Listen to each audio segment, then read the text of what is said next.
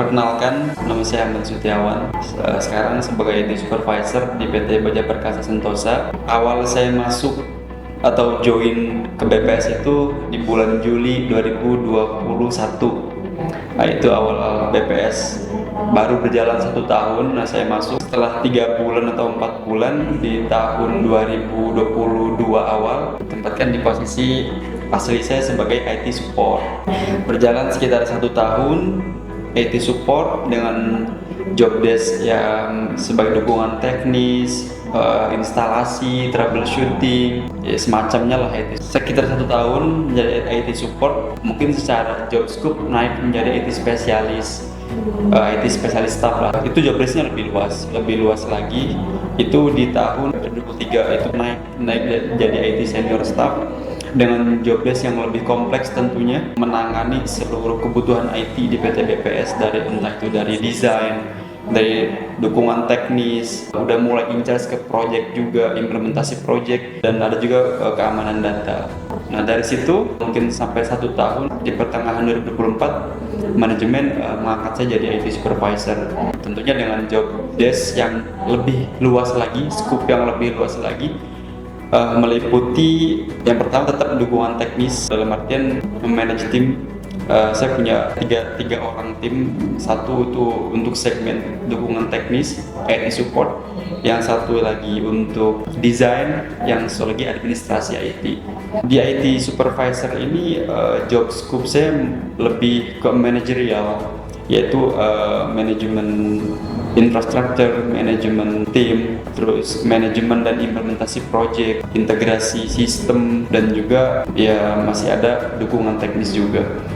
Oke, berarti kan sekarang last role IT Supervisor. Mungkin bisa diceritakan challenge atau kesulitan kendala-kendala yang sering dihadapi sebagai IT Supervisor. Satu itu tantangannya adalah kita harus bisa adaptasi dengan teknologi. Kita tahu teknologi kan berkembang sangat-sangat cepat dan pesat kan, karena best practice yang kita terapkan di perusahaan itu adalah best practice yang mengikuti zaman, mengikuti perkembangan teknologi. Itu satu, adaptasi terhadap cepatnya dan pesatnya kemajuan teknologi. Yang kedua adalah integrasi sistem. Itu lumayan challenging ya.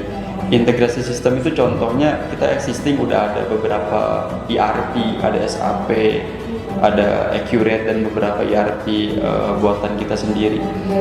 Tantangannya adalah gimana caranya dari banyak ERP, banyak software itu manajemen meminta agar semuanya terintegrasi, semuanya terhubung agar nanti pengolahan datanya bisa lebih efisien. Yang ketiga adalah ya tentu manajemen tim, karena kan masing-masing di beda segmen semua. Gimana caranya kita sebagai IT supervisor itu memimpin mereka untuk menerapkan best practice sebagai desainer seperti apa, best practice sebagai IT support seperti apa. Contoh IT support itu pelayanan secara teknis seperti apa, terus pelayanan secara komunikasi seperti apa, dan juga administrasi seperti apa. Nah, itu tantangan yang sebenarnya continuous, akan terus berlangsung. Sebagai lead suatu tim itu memimpin, memanage, dan memberikan masukan-masukan ilmu baru kepada tim itu tantangan. Oke. Nah, mungkin bisa di-share tips and trick atau langkah-langkah yang pernah lo lakuin dalam proses karir. Based on experience tuh tentunya ya kita selalu all out lah. Kita selalu all out.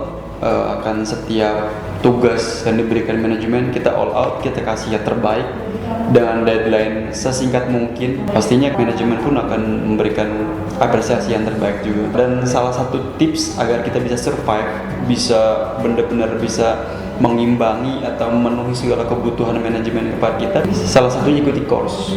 Kita ambil sertifikasi profesional, yang mana kalau saya pribadi mengambil sertifikasi dari Coursera. Ada beberapa sertifikasi yang udah saya ambil, diantaranya ada cyber security, ada IT support, ada cloud, dan juga ada programming di Flutter. Itu nanti bakal sangat-sangat terpakai itu di dunia industri.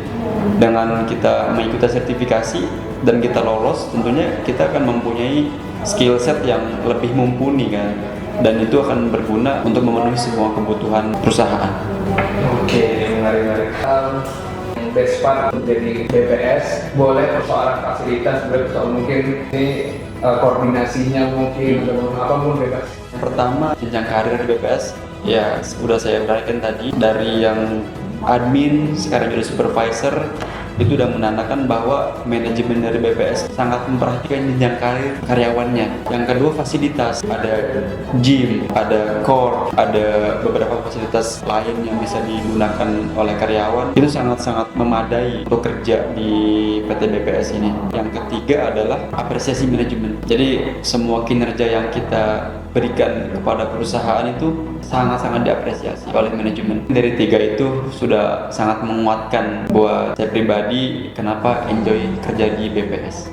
Oke, terakhir deh sekarang pesan atau tips and trick untuk teman-teman IT di luar sana yang masih proses belajar, masih kuliah, fresh graduate, untuk berkecimpung di karir sebagai IT, apalagi di dunia manufaktur. Tips and trick untuk teman-teman mungkin mahasiswa ya yang tertarik berkarir di dunia IT. Ini versi saya, mungkin versi orang lain beda, yang lebih berpengalaman mungkin lebih baik. Cuman dari versi saya, yang perlu disiapkan untuk terjun di dunia pekerjaan IT itu adalah kemampuan teknis. Ya, kemampuan komunikasi juga sangat penting. Cuman kalau diurutkan yang paling utama itu kemampuan teknis. Kalian harus fokuskan dulu. IT kan sangat banyak tuh segmennya banget. Ada di developer, misalnya software developer, ada designer, ada network, ada cloud, ada mungkin DevOps, banyak lah. Cuma kalau untuk ranah manufaktur sebetulnya skupnya lebih ringkas lagi. Kalau bisa saya jabarkan, yang perlu kalian cakapnya adalah satu di networking. Di networking itu mostly paling dibutuhkan di manufaktur. Yang kedua adalah technical support secara umum, seperti memahami apa itu operating system, cara memperbaikinya, dan memahami hardware dan software. Contohnya cara merakit komputer, cara memperbaiki, cara upgrade, dan perintilan-perintilannya. Dan selanjutnya programming. Kalau sebagai IT di manufaktur bisa programming itu nilai plus. Programming kalau lebih spesifik lagi mungkin lebih ke web development. Untuk bahasa atau frameworknya ya bisa banyak lah, ada ya terutama ada HTML, CSS, JavaScript, itu Vue.js untuk front end-nya. Untuk back end-nya yang paling sering digunakan di manufaktur adalah Laravel, bisa Node.js juga, banyak lah. Setelah itu ada nilai plus lagi kalau kalian bisa di cloud ya, cloud environment, ditambah dengan punya beberapa sertifikasi profesional dari lembaga yang ternama lah. Contoh dari mungkin kalau di network dari Cisco, dari Micro-T. Kalau dari supportnya dari Google atau Microsoft, itu jadi nilai plus untuk berkarir di dunia IT. Itu menurut saya. Oke, nah.